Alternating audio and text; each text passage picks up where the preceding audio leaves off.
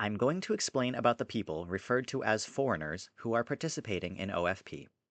In terms of the characteristics of the foreign participants, the roughly 40% majority are those raising children, of which there are many families, particularly with young children.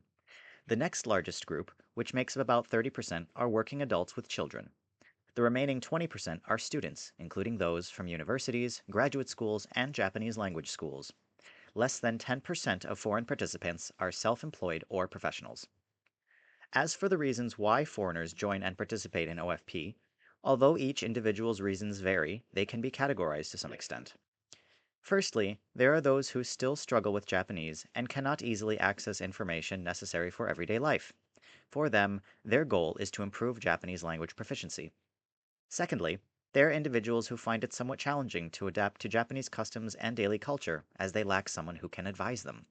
They feel that they cannot make judgments based solely on online information and are unsure about how to navigate life, so they have a need to ask someone directly and/or to serve as a consultant. Third, this category consists of individuals who are pregnant, planning on giving birth, or raising children in Japan, but feel isolated due to a lack of information or connections with their surroundings. They express a need for friends, both mothers and fathers alike. Lastly, there is a group that may be less obvious.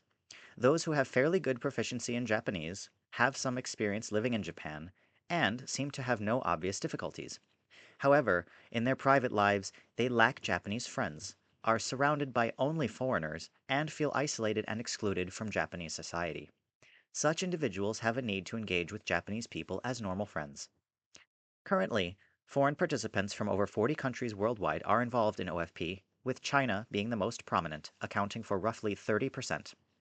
Other non-Chinese Asian countries collectively make up about 30%, followed by the United States and Europe. The rest of the participants come from various parts of the world. The majority of foreigners living in Japan are of Asian descent, which is also the case in Tokyo. The proportion of foreign participants in OFP aligns closely with these demographics.